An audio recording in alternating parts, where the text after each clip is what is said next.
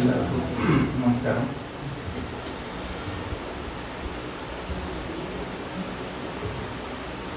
വേദിയിലിരിക്കുന്ന മലയാളത്തിലെ കേരളത്തിലെ പ്രധാനപ്പെട്ട പ്രതിഭാധനരായ രണ്ട് എഴുത്തുകാരുണ്ട്, ഷിനിലാലും നിലയിലും. അതുപോലെ വന്നപ്പോൾ എനിക്ക് തോന്നിയൊരു ഈ വേദിക്ക് തന്നെയുള്ളൊരു പ്രത്യേകത, ഒരു അഡ്മിനിസ്ട്രേറ്ററുടെ ഒരു ആധികാരികതയും സൗന്ദര്യത്തെ സൂക്ഷിക്കുന്ന തരത്തിലുള്ള ഒരു തരം ആംബിയൻസും രണ്ടും കൂടി ചേരുമ്പോഴുള്ള ഒരു അവസ്ഥ ഈ ഹാളിനും ഈ വേദിക്കും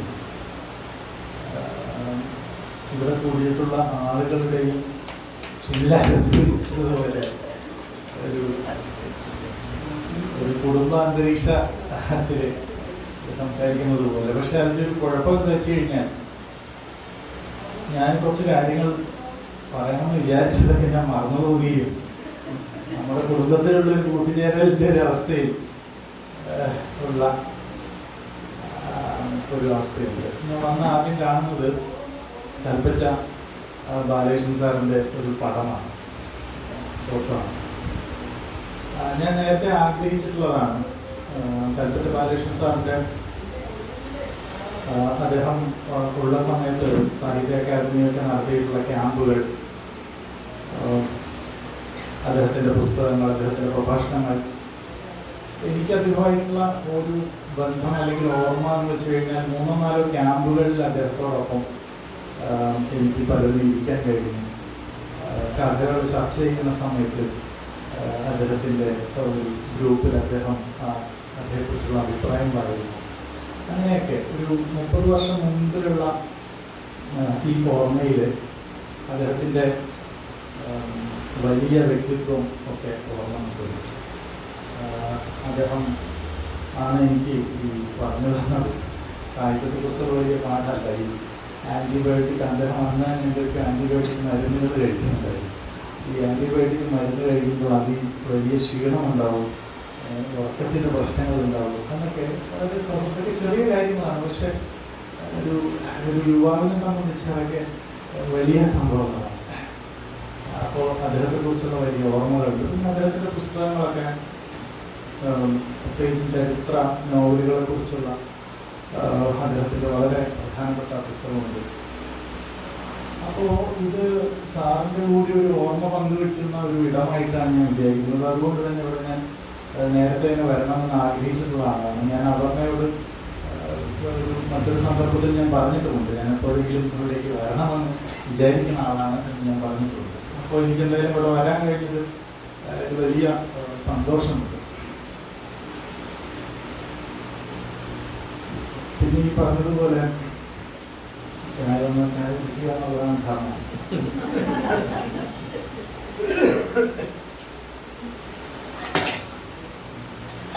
ഇവിടെ ഇരിക്കുന്ന പലരുമായിട്ടും ഈ പറഞ്ഞതുപോലെ എനിക്ക് വലിയ ഒരു ബന്ധമുണ്ട്.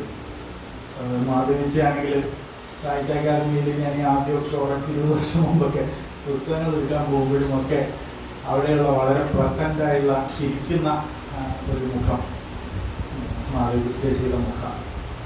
അപ്പോൾ അതൊക്കെ നമുക്ക് വലിയ ഒരു ആത്മവിശ്വാസവും ഉണർവും ഒക്കെ നൽകുന്നതാണ്. അതുപോലെ രാജേട്ടൻ, അദ്ദേഹം പാലക്കാട് ബന്ധമുള്ള ആളാണ്, അല്ലെങ്കിൽ പാലക്കാട്ടുകാരനാണ്. അദ്ദേഹത്തിൻ്റെ വളരെ പ്രധാനപ്പെട്ട പുസ്തകമുണ്ട്, അത് നമ്മൾ നോക്കേണ്ടത് ചർച്ച ചെയ്തിട്ടുണ്ട്. അത് വളരെ ഗൗരവപ്പെട്ട മനുഷ്യപരിണാമത്തിൻ്റെ വിഷയത്തെ, അല്ലെങ്കിൽ മനുഷ്യ ചിന്തയുടെ ഒരു പരിണാമത്തെ വളരെ ലളിതമായിട്ട് അദ്ദേഹം അതിനെ ഇൻറ്റേർണലൈസ് ചെയ്ത് എഴുതിയിട്ടുള്ള പുസ്തകമാണ് അദ്ദേഹത്തിൻ്റെ ആത്മഹത്യഗാഥ എന്നുള്ള പുസ്തകം. അത് വളരെ വളരെ നല്ലൊരു പുസ്തകമാണ്. അതിൻ്റെ വലിയൊരു അറ്റംപ്റ്റാണ്. പിന്നെ കഴിഞ്ഞ മാസം ഞാൻ ഈ വഴി പോകുന്ന സമയത്ത് എനിക്ക് രഘുനാഥൻ സാർ കൂടെ ഉണ്ട് എന്ന് അറിഞ്ഞപ്പോൾ ഞാൻ അദ്ദേഹത്തിൻ്റെ വീട്ടിൽ വൈകിട്ട് ഒരു 8:30 മണിക്കൊക്കെ പോയി. 8:30 മണിക്കൊക്കെ പോയിട്ട് 1.5 മണിക്കൂർ മലയാള സാഹിത്യത്തെ ഞങ്ങൾ ഉഴുതു മറിച്ചു. അങ്ങനെ 9:30-9:45 അവിടെ നിന്ന് ഇറങ്ങാൻ നിൽക്കുമ്പോഴാണ് ഞാൻ അവരോട് ചോദിക്കുന്നത്. അദ്ദേഹത്തിൻ്റെ ഭാര്യയും ചേച്ചിയും ഒക്കെ ഉണ്ടായിരുന്നു. അപ്പം ഞാൻ അവരോട് ചോദിക്കുന്നത്, നിങ്ങൾ എപ്പോഴാണ് സാധാരണ ഉറങ്ങുക എന്ന് ചോദിക്കുന്നത്. അപ്പോൾ പറയുന്നത് വൈകിട്ട് 6 മണിയാകുമ്പോഴേക്കും ഭക്ഷണം കഴിച്ച് 6:30 ഉറങ്ങുന്ന ആളുകളാണ്. അപ്പം എനിക്ക് അതാണല്ലോ കഥയാവുന്നത് ഇങ്ങനെ പറയുമ്പോഴല്ലേ. അപ്പോൾ ഈ 6:30 മണിക്ക് ഉറങ്ങുന്ന ആളുകളെ അന്ന് 9:30 മണി വരെ പിടിച്ചിരുത്തി രാത്രി 9:30 മണിക്കൂടെ സൗന്ദര്യം കാണിച്ചു കൊടുക്കാൻ കഴിഞ്ഞു എന്ന ഒരു സന്തോഷമുണ്ട്. കഥയെക്കുറിച്ച് A.K. രാമാനുജൻ, വളരെ പ്രധാനപ്പെട്ട കവി, കഥയെക്കുറിച്ച് ഒരു കവിതയിൽ ഇങ്ങനെ പറയുന്നുണ്ട്: Every story has a story inside it that only shows when the story dries up. ഒരു കഥയുടെ അകത്ത് ഒരു കഥയുണ്ടാവും. ആ കഥ തെളിഞ്ഞു വരിക ആ കഥ മുഴുവനായും ഉണങ്ങി തീരുമ്പോഴായിരിക്കും എന്നാണ്. നമ്മൾ ഒരാളുടെ ലൈഫിനെ കുറിച്ച് അറിയാൻ ശ്രമിക്കുന്ന പോലെയാണ്. നമ്മൾ എന്തിനാണ് വേറൊരാളുടെ ലൈഫിനെ കുറിച്ച് അറിയാൻ ശ്രമിക്കുന്നത്? സത്യത്തിൽ എന്താണ് കാര്യം? നമ്മുടെ ഉള്ളിൽ ഞാൻ എന്ന് പറയുന്ന ഒരു കഥയുള്ളത് കൊണ്ടാണ് ഞാൻ മറ്റൊരാളുടെ കഥ എന്താണ് എന്ന് അന്വേഷിക്കാൻ ശ്രമിക്കുന്നത്. എൻ്റെ കഥ പോലെ തന്നെയാണോ നിങ്ങളുടെ കഥ എന്നറിയാനുള്ള ഒരു ആകാംക്ഷയും വ്യഗ്രതയും, അതേസമയം എനിക്ക് എന്നെ തന്നെ നിലനിർത്താനുള്ള, ജീവിക്കാനുള്ള, അതിജീവിക്കാനുള്ള പ്രാപ്തി നൽകാനും വേണ്ടി കൂടിയാണ് ഞാൻ മറ്റൊരാളുടെ കഥ അറിയാൻ ശ്രമിക്കുന്നത് എന്നുള്ളത്. പുസ്തകം നമ്മൾ വായിക്കുമ്പോൾ നമ്മൾ ആ പുസ്തകത്തെക്കുറിച്ച് അറിയാൻ വേണ്ടി മാത്രമല്ല, നമ്മൾ അതിൽ എത്രത്തോളം ഉണ്ട് എന്നറിയാനാണ് വായിക്കുന്നത്. എന്നിട്ട് നമ്മൾ മനസ്സിലാക്കുന്നു, ഓ, നമ്മുടെ ജീവിതമല്ല അതിനകത്തുള്ളത് എന്ന് നമ്മൾ മനസ്സിലാക്കുന്നു. ഒരുപക്ഷെ അല്ല, ഇത് ഞാൻ തന്നെയാണല്ലോ എന്ന് മനസ്സിലാക്കുന്നു. ഇങ്ങനെ ഞാൻ തന്നെയാണ് അതിനകത്ത് എന്ന് റിലേറ്റ് ചെയ്യുമ്പോഴും, ഞാനല്ല അതിനകത്ത് എന്ന് കൗതുകപ്പെടുമ്പോഴും നമ്മൾ എത്തിച്ചേരുന്ന ഒരു വിസ്മയമുണ്ട്. ആ വിസ്മയമാണ് ഒരു വായനയുടെ വലിയ സൗഭാഗ്യം എന്ന് പറയുന്നത്. ഇത് വെറുതെ സൗന്ദര്യത്തിൻ്റെ ഒരു സൗഭാഗ്യമല്ല. ഷിനിലാൽ സൂചിപ്പിച്ചതുപോലെ ഒരു പൊളിറ്റിക്കലായുള്ള സ്റ്റാൻഡ് എടുക്കുന്നതിൻ്റെ കൂടി ഒരു കാര്യമാണ് നമ്മൾ മറ്റൊരാളുടെ പുസ്തകം വായിക്കുന്നു, നോവൽ വായിക്കുന്നു, അല്ലെങ്കിൽ കഥ അറിയാൻ ശ്രമിക്കുന്നു എന്ന് പറയുന്നത്.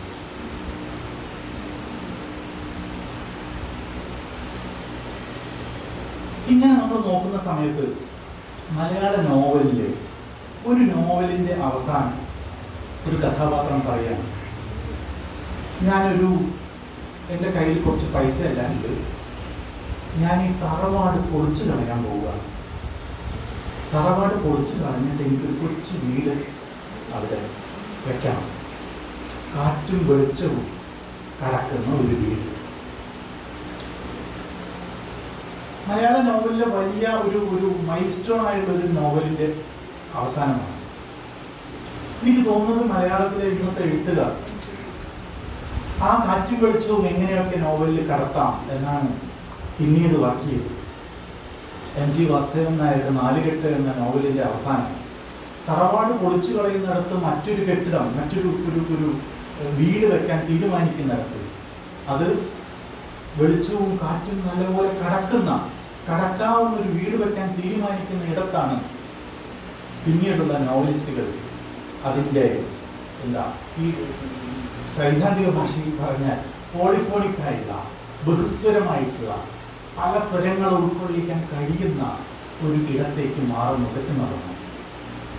അങ്ങനെ നോക്കുമ്പോൾ മലയാള നോവലിൽ ഇപ്പോൾ സംഭവിച്ചുകൊണ്ടിരിക്കുന്നത് എന്താണ് എന്നൊരു കാര്യം മാത്രം സൂചിപ്പിച്ചുകൊണ്ട് ഞാൻ എൻ്റെ സംസാരം അവസാനിപ്പിക്കും. നേരത്തെ പറഞ്ഞതുപോലെ ഒരു മുഴുവൻ നോവലുകളെയും അടുക്കി പട്ടികപ്പെടുത്താനോ അതിനൊന്നുമുള്ള ഒരു സമയമോ പ്രാപ്തിയോ എനിക്കില്ല. അതുകൊണ്ട് തന്നെ ചില സാമ്പിൾ ടെസ്റ്റ്, നമ്മളിപ്പോൾ ഒരു അസുഖം പിന്നോന്ന് പരിശോധിക്കാൻ ബ്ലഡ് ചെക്ക് ചെയ്യുമ്പോൾ നമ്മുടെ രക്തം മുഴുവനും ഊറ്റി കുടിക്കാറില്ല എല്ലാവരും, ഒരു തുള്ളിയല്ലേ എടുക്കാറ്. അതുപോലെ ചില പുസ്തകങ്ങളെ മാത്രം വെച്ചുകൊണ്ട് ചില കാര്യങ്ങൾ മലയാള നോവലിൽ എന്താണ് സംഭവിച്ചുകൊണ്ടിരിക്കുന്നതെന്ന് സൂചിപ്പിക്കാനാണ് ഞാൻ ശ്രമിക്കുന്നത്. ഷിനിലാൽ ഇവിടെ സൂചിപ്പിച്ചൊരു പുസ്തകം, ഷിനിലാലിൻ്റെ സംസാരം ഞാൻ കൗതുകത്തോട് കേട്ടു. അപ്പോൾ ആ അദ്ദേഹത്തിയപ്പോൾ ഞാൻ വിചാരിച്ചു, പഠിച്ചവനെ പെട്ടുപോയല്ലോ, ഭാഗ്യത്തിന് അദ്ദേഹം ആ പുസ്തകത്തെ കുറിച്ച് അധികം പറഞ്ഞില്ല. കൊളുക്കൻ പുഷ്പം എഴുതിയ പുസ്തകമാണ്. എന്താണ് ഈ പുസ്തകത്തിന്റെ പ്രത്യേകത എന്ന് ചോദിച്ചു കഴിഞ്ഞാൽ, അത് ഒരു ഗോത്ര വിഭാഗത്തിന്റെ കഥയാണ് പറയുന്നത്. ഊരാളി എന്ന് പറയുന്ന അധികമൊന്നും ജനങ്ങളില്ലാത്ത ഒരു ഗോത്ര വിഭാഗത്തിന്റെ കഥയാണ് പറയുന്നത്. എഴുതിയത് ഒരു സ്ത്രീയാണ്.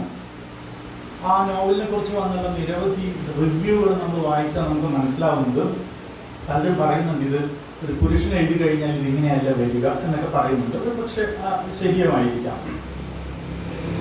നമ്മൾ കുറച്ച് വർഷം മുമ്പ്, 10-20 വർഷം മുമ്പ്, 15 വർഷം മുമ്പ് മറ്റോ PJ ജോസഫ് എന്ന് പറയുന്ന കേരളത്തിലെ ഒരു രാഷ്ട്രീയ പ്രവർത്തകൻ ഒരു പത്രസമ്മേളനം വിളിച്ചു. പത്രസമ്മേളനം വിളിച്ചിട്ട് പറഞ്ഞു, മുല്ലപ്പെരിയാർ ഡാം തകർച്ചയില്ല, ഇപ്പൊ പൊട്ടും എന്ന് പറഞ്ഞ് വലിയ കോലാഹലം നടന്നത് നിങ്ങൾക്ക് ചിലപ്പോൾ ഓർമ്മയുണ്ടാവും. കേരളത്തിൽ ഒരു കക്ഷി രാഷ്ട്രീയ രംഗത്ത് വലിയൊരു അഭിപ്രായ പ്രകടനമായിട്ടും ആളുകളെ മൊത്തത്തിൽ ഭീതിപ്പെടുത്തുന്നതായിട്ടും അപ്പൊ പത്രത്തിലേക്ക് ഒരു പ്രത്യേക ചിത്രമൊക്കെ വരാൻ തുടങ്ങി. അതായത് മുല്ലപ്പെരിയാർ ഡാം പൊട്ടിയാൽ എങ്ങനെയാണ് എറണാകുളം ജില്ല വെള്ളത്തിൽ അകപ്പെടുക, തൃശ്ശൂരിന്റെ പകുതി എങ്ങനെയാണ് അകപ്പെടുക, എത്ര ജനങ്ങൾ മരിക്കും, ഇങ്ങനെയൊക്കെ മുല്ലപ്പെരിയാർ ഡാമിനെ കുറിച്ച്. ഈ നോവല് ഈ മുല്ലപ്പെരിയാർ ഡാം കെട്ടുന്ന കാലത്തെ കുറിച്ചാണ് ഈ നോവൽ പറയുന്നത്.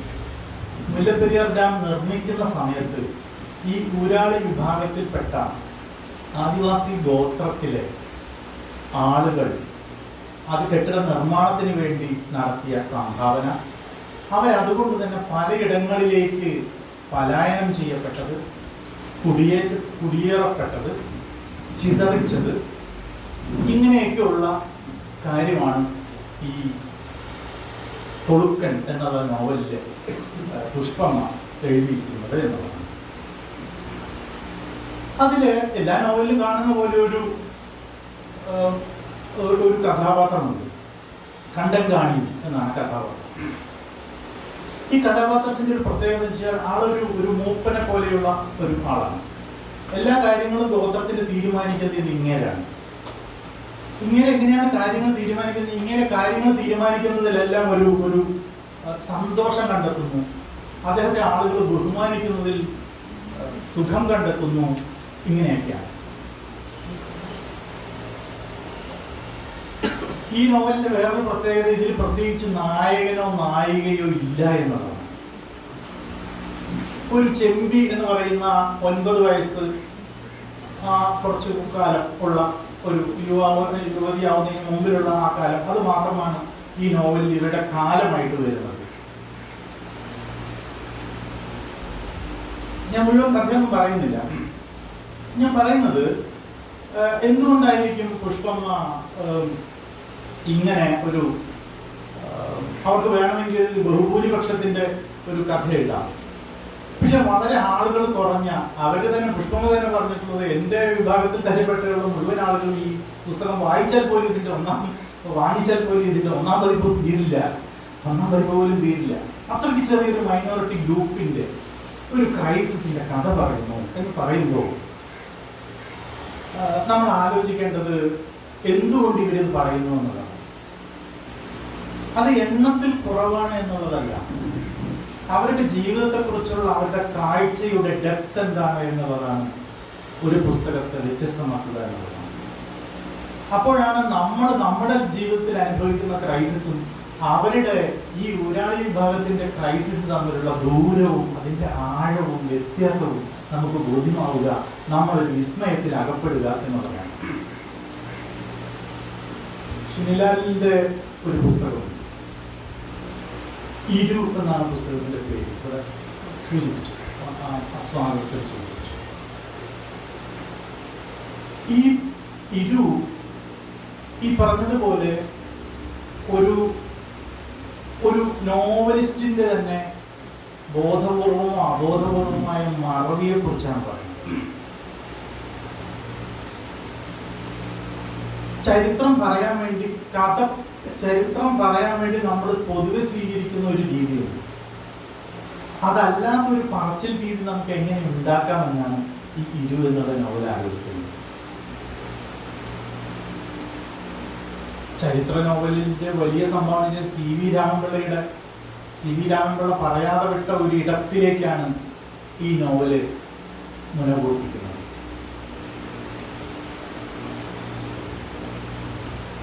BG തമ്പിയുടെ ഒരു നോവൽ ലെവിൻ എന്നാണ് ആ നോവലിലെ പ്രധാന കഥാപാത്രം.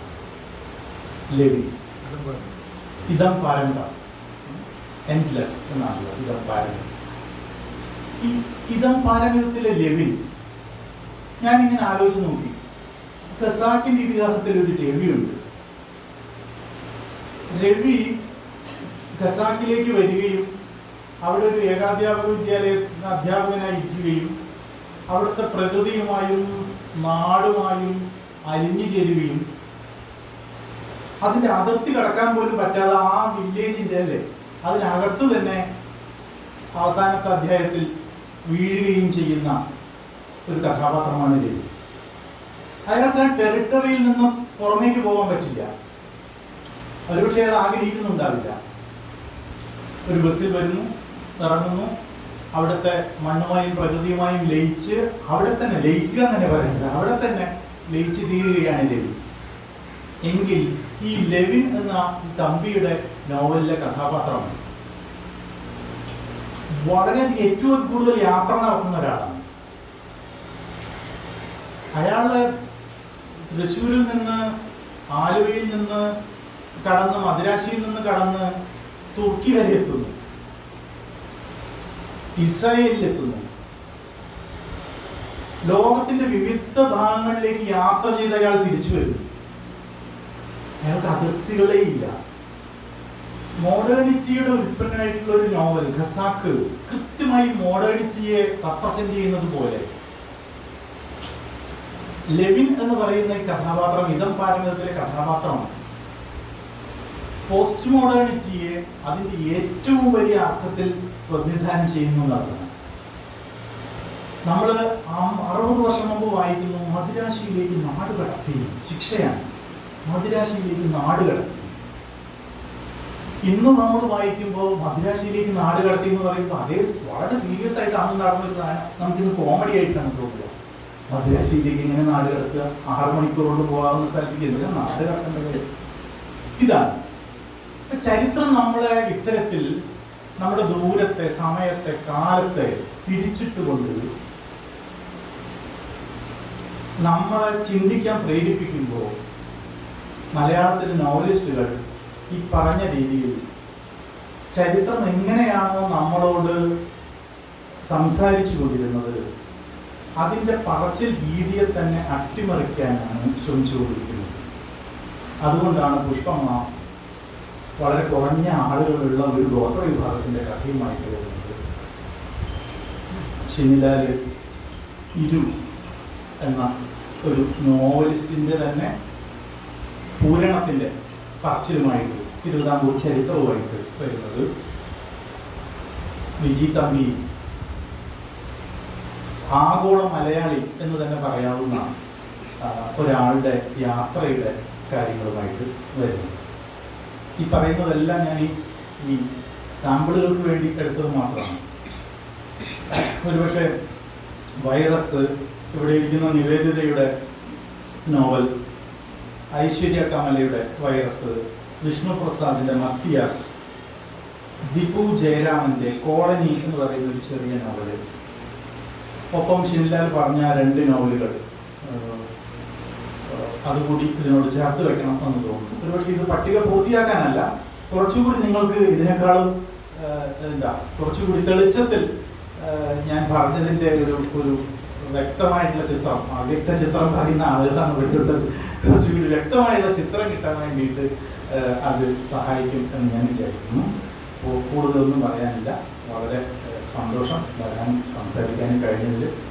ഇവിടുത്തെ ഈ പുറകിലുള്ള വലിയ ക്ലോക്കിൻ്റെ ഒരു ലക്ഷ്യം എന്താണെന്ന് വെച്ച് കഴിഞ്ഞാൽ അധിക നേരം സംസാരിക്കരുത് എന്ന് നമ്മളോട് പറയാതെ പറയുന്ന അതാണ് ഈ ഘടികാരം. ആ ഘടികാരത്തിൻ്റെ വലിയ നിയമത്തിന് മുന്നിൽ ഞാൻ ശിരസ് നോക്കി